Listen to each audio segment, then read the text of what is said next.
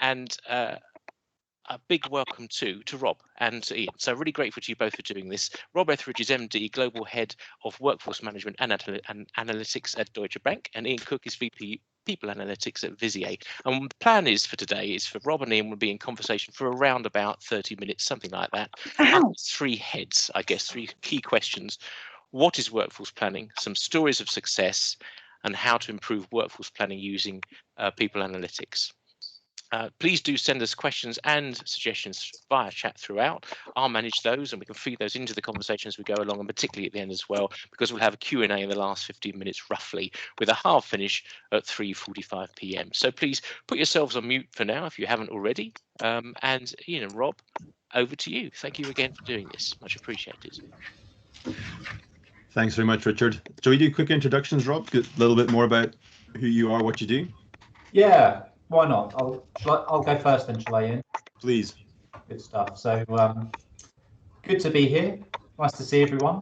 And a lot of new faces actually for me. So I'm no stranger to online forums, but actually it's really nice to connect with a broader set of people that I haven't met before. So yeah, pleased to be here. So I've been at Deutsche Bank for about 13 years. I'm the global head of, actually now what it's called Workforce Strategy and Analytics. So there you go, Richard, a change already. So you got it right, but no, it's not your fault. That was a change within the last few weeks. And I guess that signals a continuing progression, I guess, at Deutsche Bank around how we harness data from a workforce perspective, what we do with that data, and our aspirations in terms of how that plays out strategically for the organisation.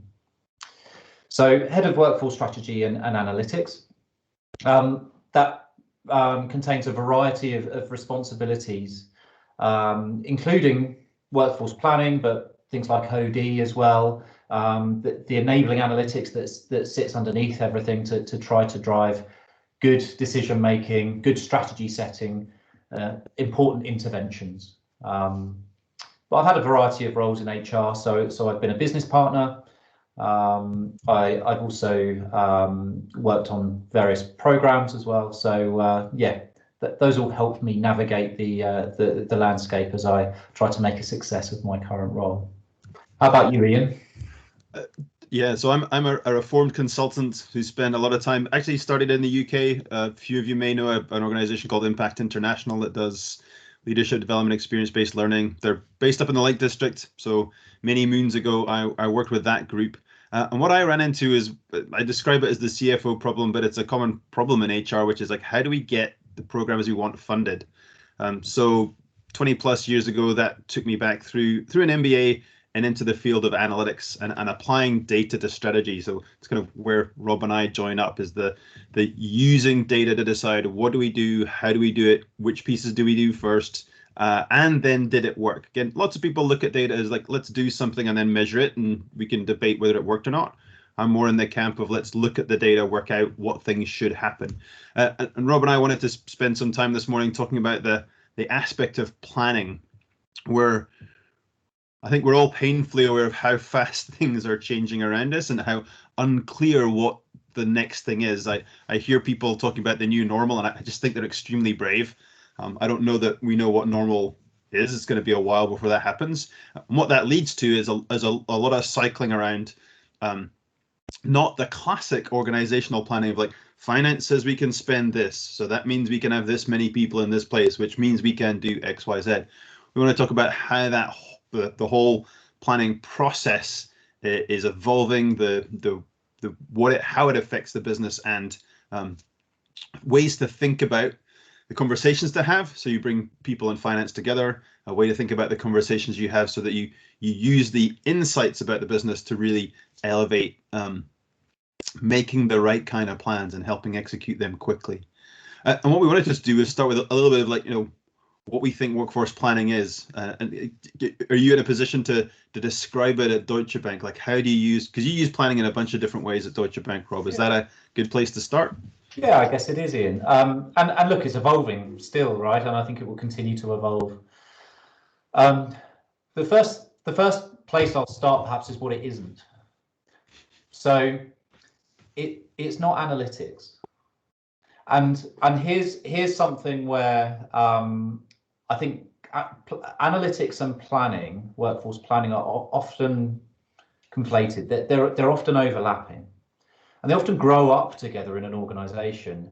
And when I talk to different organizations, or I read articles, or part of forum chats, sometimes there's almost this interchangeability between the two. Well, we've got an analytics department and they do workforce planning. At Deutsche Bank, the way I've looked at it is analytics is an enabler for all sorts of stuff. Actually, you want analytics because you want to know why you're losing people from the organization. You want analytics to help you understand why you're seeing certain other types of trends, and perhaps moving more into the predictive, what you can expect to see as a result of having analysed those trends. And pushing it even further, being prescriptive, what would analytics in terms of your modelling capabilities, in terms of your scenario planning, tell you that you should do in the future? Now though that set of disciplines in terms of analytics can be applied down multiple routes. And I think that's where we're at in HR, isn't it? We've got multiple users. Some people call it talent analytics because perhaps they're more oriented towards developing talent or capturing talent. Other people call it people analytics because there's a broader remit of things going on that you're applying those insights to. And I don't see workforce planning as any different to those things. I see workforce planning as a channel through which you start to apply the insights, the learnings, the foresight that you get from an analytics capability.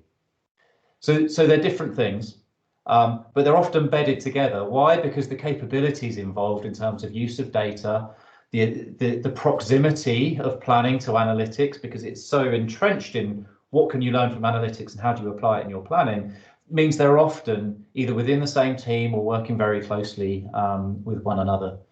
Does that resonate with you, Ian? Do you think the same way? We think the same way, and it's important to have a real clear distinction on what are we using for what, because we'll quite often get organizations showing us like, oh, we've got this really big planning problem. It's like, well, what do you know? Well, we need to know how many people we have, who's leaving, who's going to leave next, whether promotion is driving, a change in our workforce, all of which are analytic questions. They all feed into what's my current state.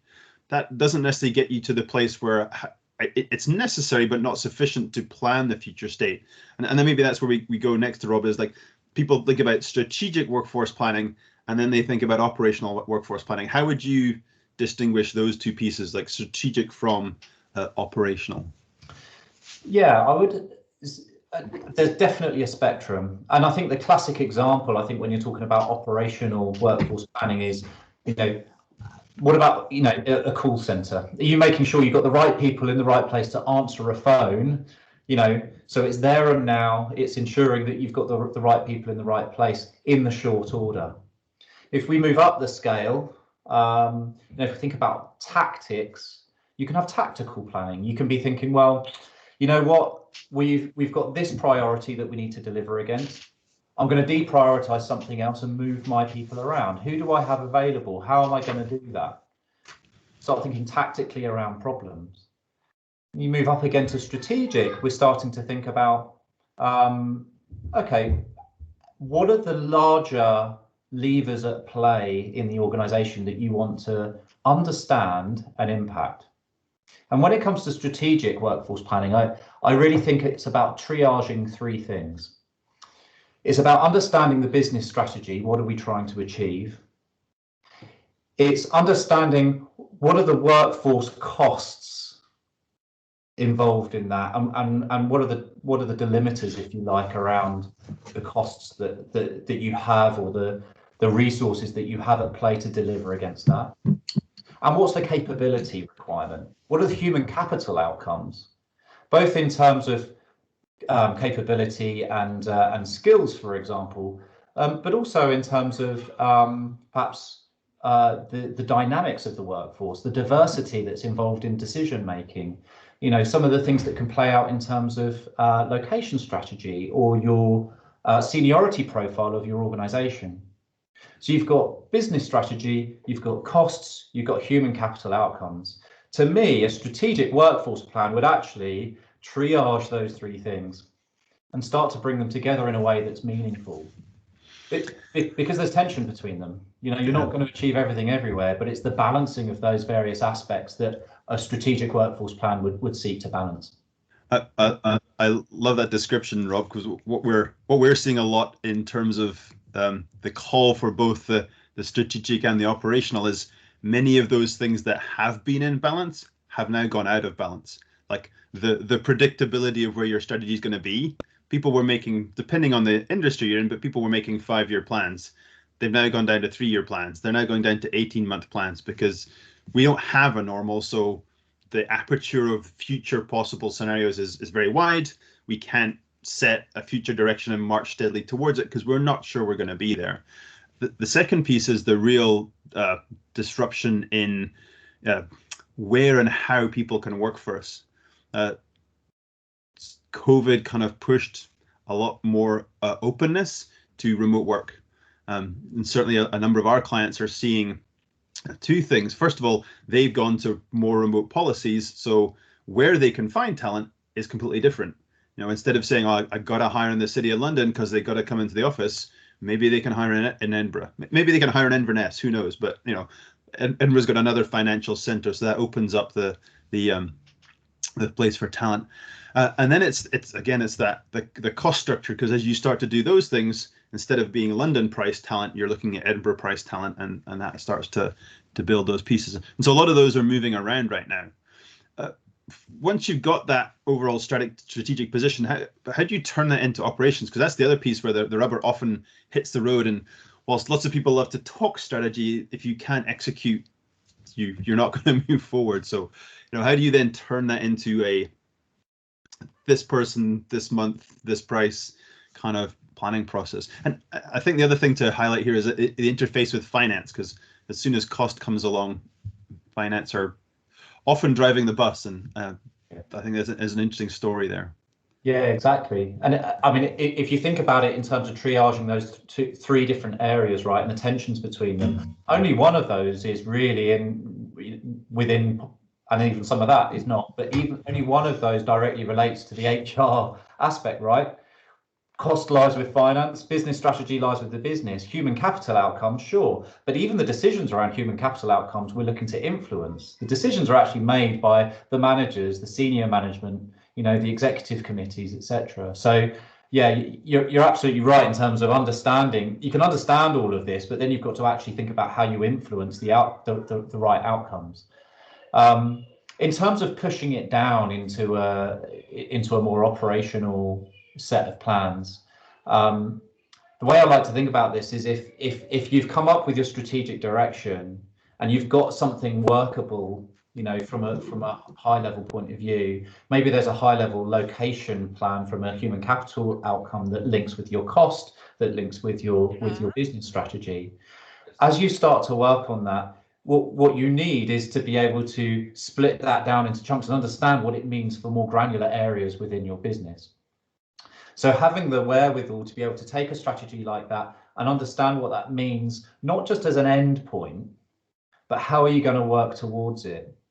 And this is where analytics starts to come into play, right? Because if you understand how your attrition is trending, and you want to switch locations, actually you may find that your higher cost location that's running at 10% turnover is the appropriate is the amount by which you can ramp up in another location globally, right? So do you simply start to feed your replacement hires for certain parts of the business over to somewhere else? And as soon as you start getting into thinking about the bridge, what are the workforce movements?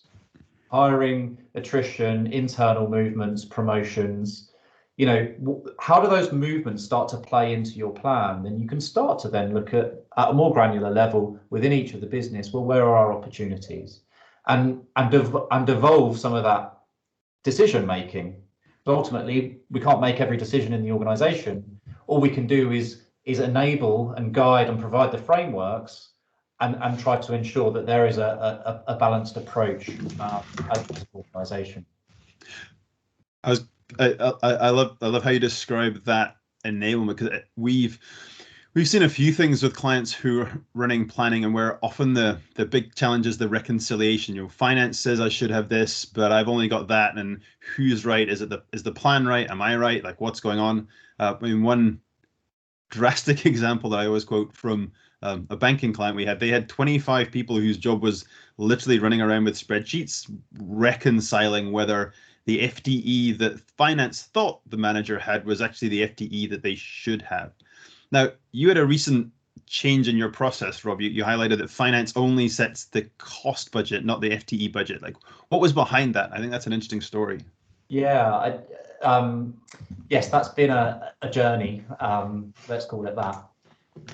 So, finance in Deutsche Bank, in fact, the whole organisation has, for a number of years, as far as I've been around, as long as I've been around, had a fixation around FTE. To the point, actually, even when in 2018 our CEO announced a large restructure, over the next 4 years to the end of 2022, he termed it in FTE terms, which is surprising, right? Because actually, what does the market care about your FTE? I mean, there are other things the market should care about human capital and your capability and the shape of your organization, sure. But what do they care about FTE? Actually, what they care about is cost. And so we can term it in cost as well. But here we have an interesting dynamic where actually finance and the organization are terming goals both in terms of FTE and cost. Why? Because we understood at the time that there was a relationship between the two, of course. But as it turns out, our ability to understand that relationship wasn't brilliant. It was based on averages. It was based on not necessarily the most transparent mechanisms, and I think as we've got into this journey, this transformation that we're going through over the 4 years, and we're halfway through it, well, actually a bit more than that now. But one of the discoveries is, well, and it seems obvious, why would you fix up front an FTE outcome when actually there's all these other things at play?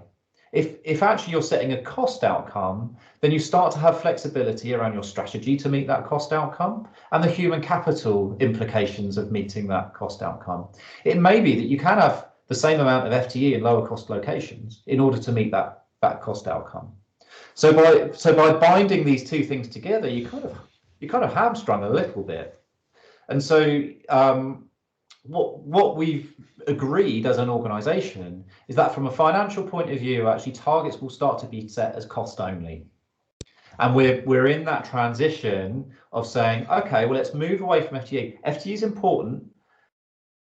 Human capital related to the FTE is even more important in my eyes. Have you got the capability? But let's aim for the cost, and let's allow the relationship between strategy, cost, and human capital to actually guide us to the solutions that we need over the 4 years, rather than tie ourselves to a specific outcome.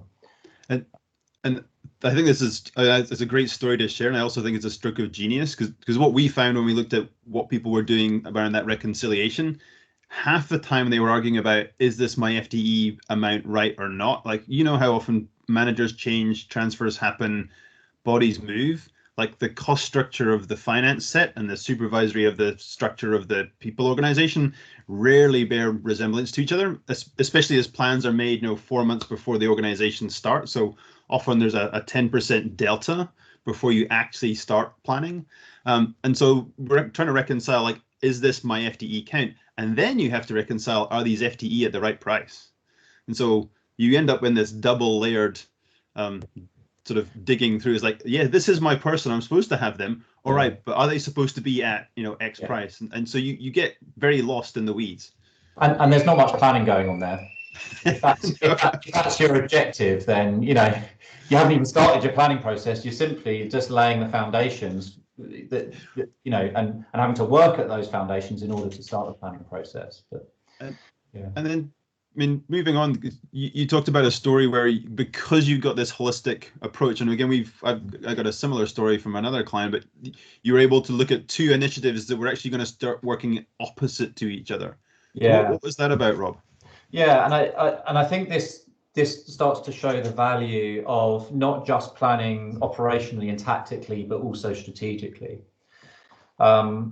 Because what you need to understand, as a leadership team, as an HR function, as an organization, is the tension that exists between various initiatives when it comes to the workforce.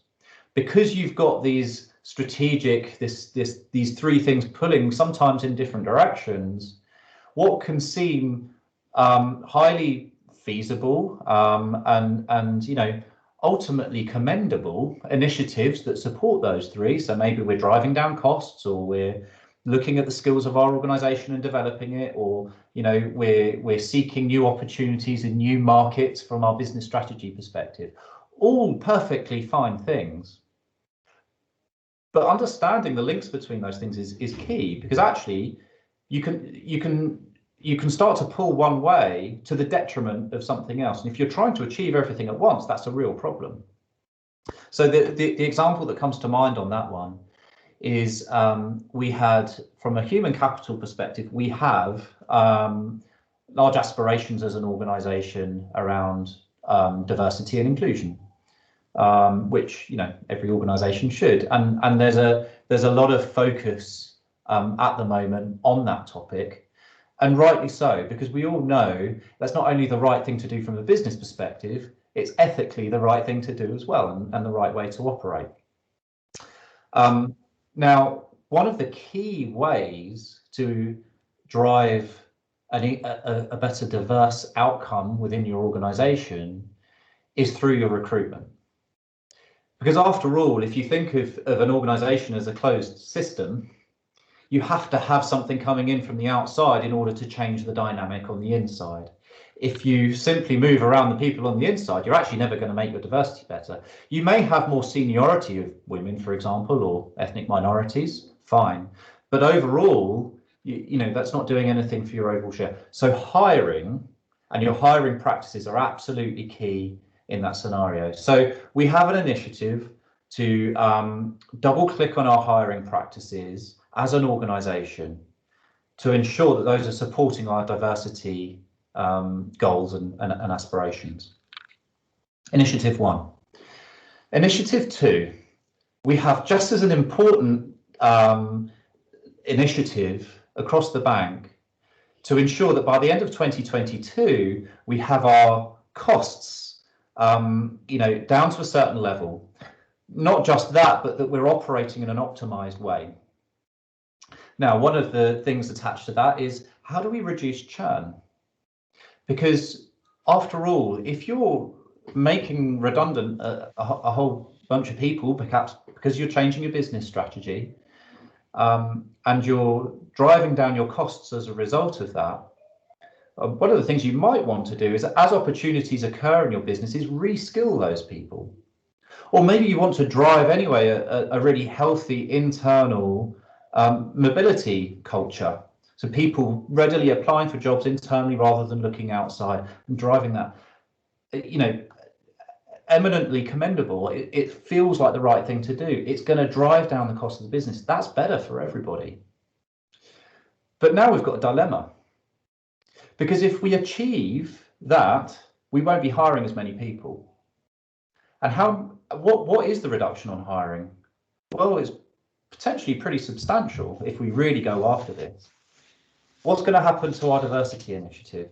Suddenly our key lever to change diversity within our organisation is lost, because actually we're finding all the people internally, potentially. Vice versa, if we really go after hiring, what are we doing to our costs? So the tension, managing the strategy, the costs, the human capital, and understanding the tensions between them, and workforce strategy sitting in the middle of that, is absolutely key. Now I haven't completely figured this out, right? So if anyone wants to tap in, some comments and some pointers, I'm more than open. But we're working through it, and I think one of the things is where do you optimally want to? You could do something here and you can do something here. What's the balance between the two? And that, to me, is a very, very strategic decision, which we're talking to our CEO about. So, I think hopefully a good example of how those things play out. It's a great example, and this isn't the answer, but the fact you have the data, because I know so many organizations that don't see those challenges coming. So the fact you have the data to see the challenge and then actually raise that to a conversation. I think that's like, it's not that it's the answer, but it's certainly a part of getting you to the answer. My story is slightly worse.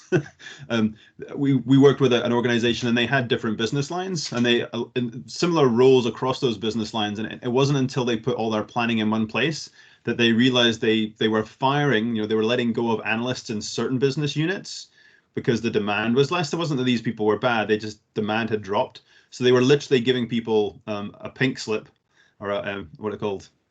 Can't remember my UK HR language anymore. Sorry, the farewell check on one side of the business. 2 weeks later, they're rejoining another part of the business, but potentially with a signing bonus. So they're paying people to go away and paying people to rejoin. Like it's just, if you were in the cycle, you were kind of adding on to your paycheck in substantial ways with fairly good level of consistency and kind of predictability. So this holistic view across the group meant they could see where are we going to lose, where have we got opportunity opening, and they could adjust across. And rather than running 4 independent units, they had the visibility to move people across. And to your point, Rob, that it just led to huge cost savings, and a lot of it's driven by that financial first perspective. It's like, well, we got to lose money here, so if we treat people as an FTE, then you lose the FTE, not the money.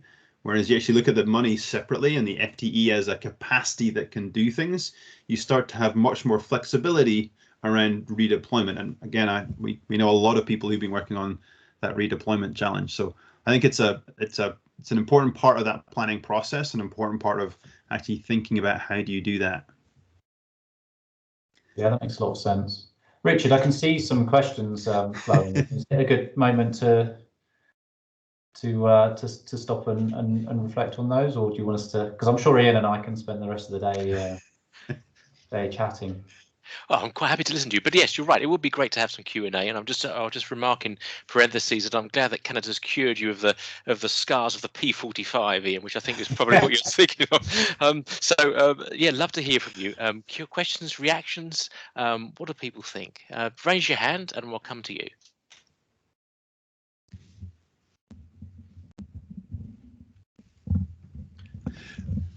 Maybe to get it going, Richard, I can see a question in the chat from Paul. Yes, mentioning about the individual in all of this and what's their expectations. So, I guess, Paul, what you're saying is actually, as part of the offering from an organisation, we should be taking into consideration the employee experience. And that sort of relationship. What do the employees get out of this? I guess there's 2 parts to that, and Ian, I wonder what you think as well. But for me, there's 2 things. One is, if you're managing at a strategic level appropriately and doing that well, the benefits of doing that should be felt by not only the organisation but the individuals within the organisation. Why? Because transparency, clarity, line of sight, an understanding around opportunities and good decision making, I think, all contribute to a good experience for the employee. Sorry, yeah, go on, Ian. I can see you. If you want to jump in, go. No, I thought you had finished. When we did this as a business ourselves, and I think it's an important piece that we have a piece of our business that handles data. People ship us data, they send it to Visier, we pick it up, process it, and load it into our application. What we did we handle 10 million employee records a day, like just gigantic volumes of data. So we needed to automate. We needed to make that whole process smarter through technology. So our development team built upstream so that the kind of manual handwritten processing of data that was happening started to get done by the technology. That was an important business strategy for us. We weren't going to scale without that. That meant that the skills that people needed moved upstream. So we weren't going to lose people. We were always going to expand, but the skills that they needed were more about the interpretation and the use of the data than simply, reprocessing SQL statements. When we handled that with the team, we let them know the change was coming. We let them know what it was going to mean. We let them know the roles that were going to come from there. And then we had conversations with them as groups and as individuals about where they wanted to take their career as part of that. 80% of them moved upstream.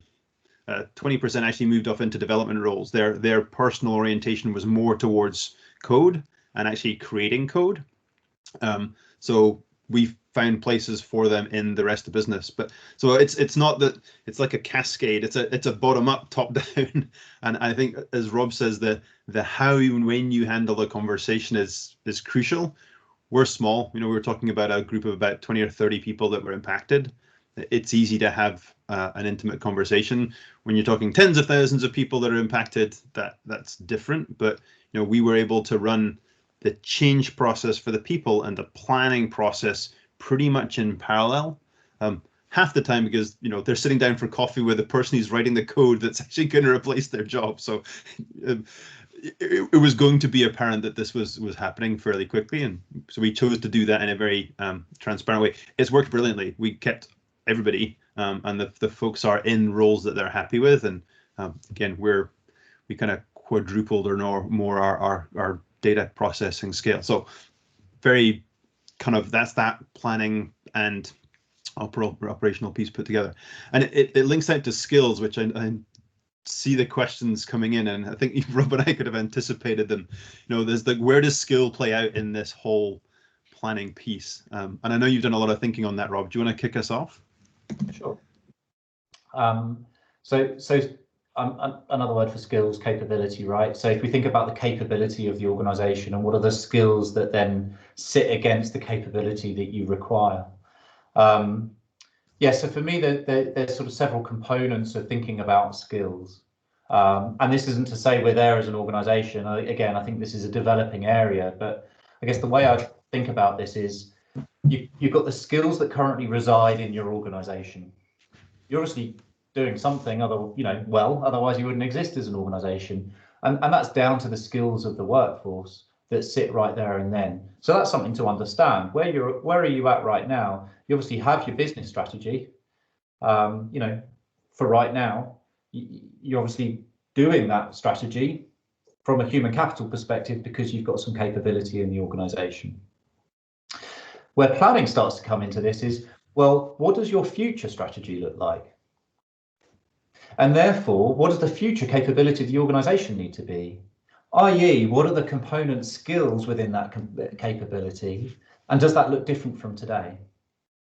And then if you match that back to today and you understand the gap, well, actually now we start springing off into development or talent sourcing strategies, right? In terms of how do we now fill this gap that we have between our future strategy and future capability that's required as an organization, assuming that both of those are able to be afforded.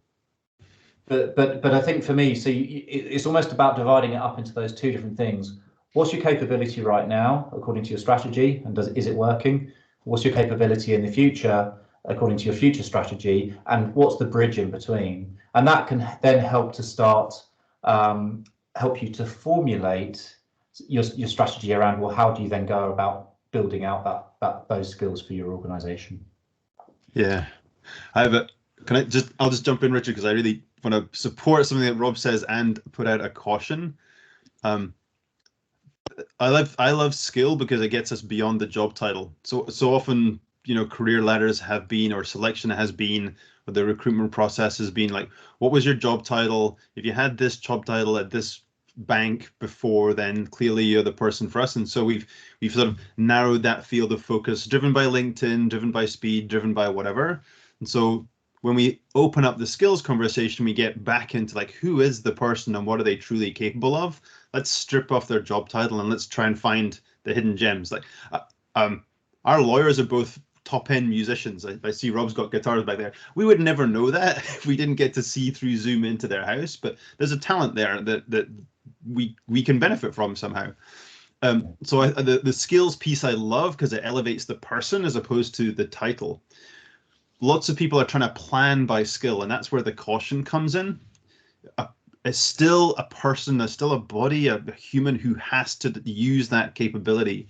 So when you try and plan by skill, and I ran into this with a large aerospace manufacturer, they were planning by skill, And they were looking to us because they kept getting into project overruns. And said, well, what causes your project overrun? Well, we've booked, quality assessment, and we needed 40 hours of it. So we got, 40 hours worth. What we didn't know, those 40 hours have to happen on the same day. So they don't, you have time and effort, and you have capability. They run opposite to each other. So if you plan on capability and you don't plan for time, you don't know when that capability needs to be delivered. You don't know if you've got a person who can do it. So skills-based planning, absolutely. Like, what are the capabilities we need within people to do the work? But planning purely for the skill can get you into a situation where you go, oh, well, we thought we needed 5 people, but actually all of this capability gets delivered in the same week. We needed 100 people, but just for a week. And that was leading to their cost overruns. That was leading to project delays, because the project would come up and say, right, we need QA. It's like, well, who's doing it? It's like, oh, well, Jane was supposed to be. No, but Jane's on this project. Well, no, but she was supposed to be on this project. Well, she's not. And that you get into that cascade of failure. And that's where the operational piece. So it sounds really sexy to do it at this top level. But if you cannot put it into action with a person on the day in front of the project, then you're not getting it done. So an important balance. There's three excellent questions we've got backed up there, so I'm going to invite you to have a quick read of those and choose which one you'd like to come at next. But before we do, I just wanted to check in with Ethan and Schrader. I do hope I pronounced your names correctly. If you'd like to come back on what Rob and Ian have said, have you got a different approach? Did that answer your question? Yes, thank you, Richard. And thank you, Rob and Ian, for the answer. I think you clearly demonstrated, and this is the challenge that we face, that we want to do planning based on skills, but then how do we translate it back? Because at the end of the day, these are actual bodies that you need to plan, and then the interplay between the two is really important, and the balance is something which is very key. So thank you. That was coming up again and again. I'm sure it won't surprise you at all. Balance, triage. Yeah, thank you. That's great. Oh, and Ethan, that's the agreement, I think. There's a good question from Chantel, I believe. Yeah, I like that. In terms of business leaders, like your experience, Rob, of business leader having a clear capacity to articulate exactly what they need in terms of the capability of a person. I'm fascinated by the answer. Well, if someone can point out a really good example of that, I'd love to know it. I was just trying to find Chantel's question. Oh, sorry, I'll read it for you. Thanks, Chantel. It's do you find that your business leaders know what capabilities they have and require? I find that sometimes they look towards HR to provide this, and HR looks towards them, which is a really nice point. Yeah, no, absolutely. I think it's no. I think it's the first answer. I think it's unfair, though, to expect someone else to know if you don't know it for your own business. I think what HR are on the hook for is enabling the business to get to the answers that it needs to. Do you have the right frameworks? Do you have the right strategic outlook in terms of how you're going to get there and how you're going to support the business in that journey? Are you asking the right questions? And I think there's a big difference, and this plays out all over HR, right? The fact is, as a business partner, you're not choosing who to hire. You're not choosing who to fire. You're not choosing, who to develop even. What you are doing is making sure that the business are enabled to do all of those things. And I don't see planning or any of the things we're talking about as any different from that. How are we enabling our business leaders to giving them the right lexicon, the right language to describe it? In Deutsche Bank, we use what's called a profession and role framework. So we have an organized set of roles, that are grouped into professions, that are grouped into sort of larger sort of organizational groups that is completely divisionally agnostic. Right? This is not about playing out the divisional strategy. This is about calling things and naming things by a convention that helps people actually hone in on, oh, that's what we need. And by the way, I would have called it something different, and I would have described it like this. But yeah, okay, 80%, it's there kind of thing. And if you can get there, for example, as an enabler, you can start to then talk about, well, What does your organization require? If you're running a huge amount of change, you're going to need program managers. Let's go look at the program management profession. You know, what is it in here that will help you actually reach your goal? Then we can say, well, what does that cost? You know, do we have people that already do it, et cetera, et cetera, and it leads on from there. So I think the governance, the frameworks, the tooling, and the language are all things that enable people to be able to describe what they need and what their ambition is. But really, it's their job to do that, right? And it's a two-way street that goes to getting to the right answer. I like the notion of a two-way street, Rob, and the way I've often approached it is like, well, what's the work to be done? Like, I know you're not necessarily looking at the people side of it, but if you're running this department, team, business unit, tell me about the work to be done. Tell me how it's different from what they're doing now. Tell me things you see in people who are good at it.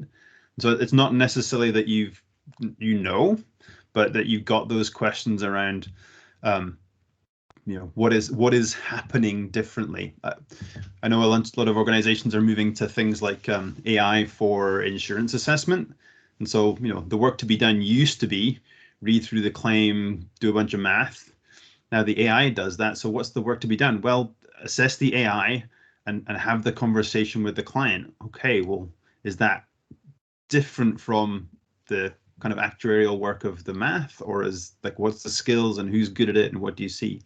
So focusing on the work and then trying to unpack what that means that a person needs to be good at, and then difference, you know, that gets both parties moved forward as opposed to focusing just on the skill, because you put people in a place of expertise or at least knowledge in terms of like, what are you trying to get done?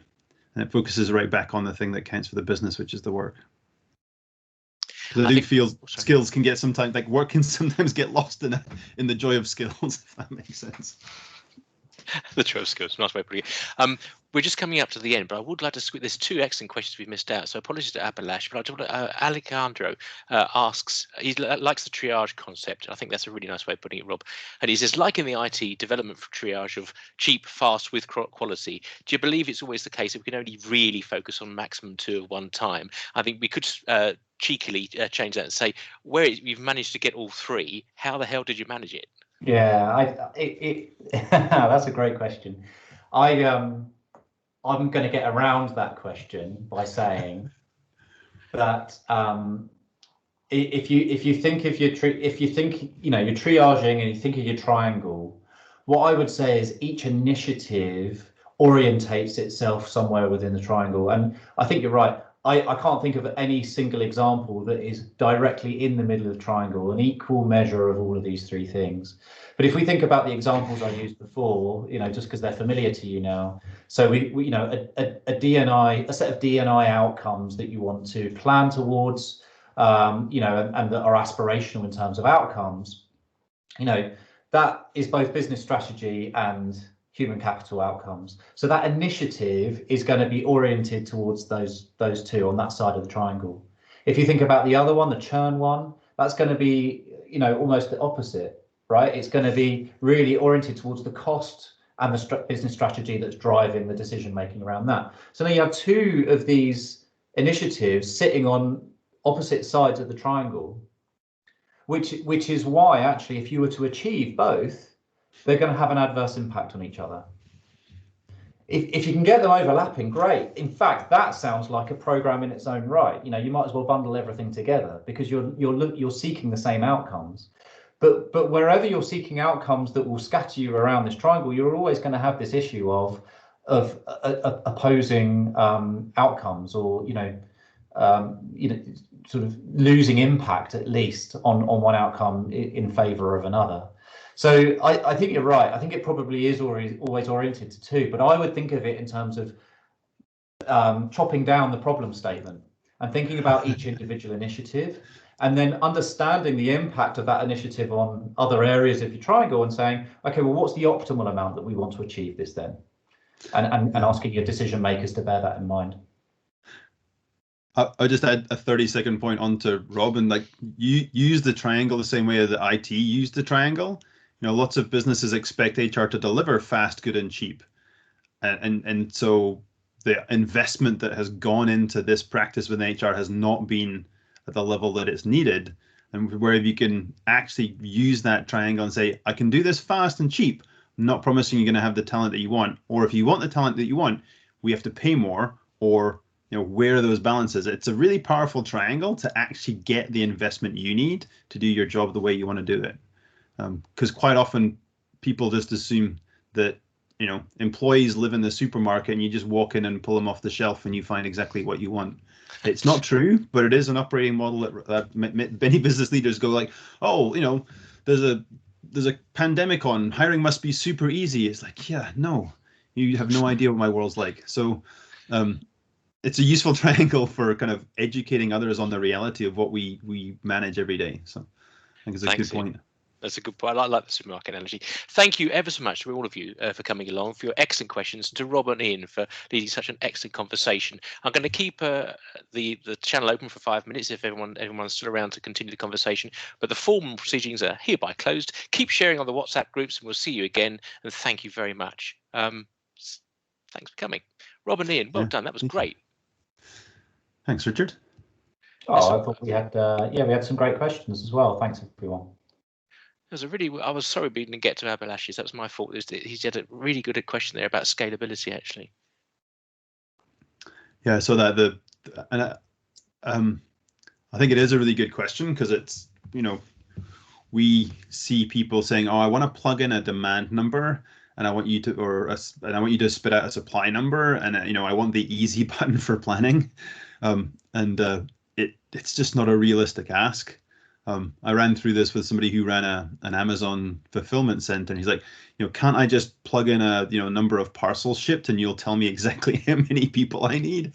And so we walked it through in terms of the parameters that would need to be plugged in around shift diversity, around the potential for coverage at different parts of the season in terms of who may or may not show up for work.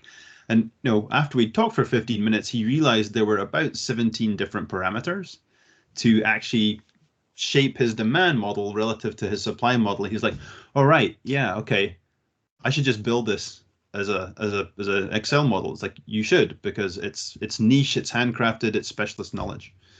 It's not something where you can just plug in, I'm going to ship 2 million parcels from the supply center and everything else will work for you. It's an attractive idea, but when you actually unpack the math, you're going to get a wrong answer unless you do the work.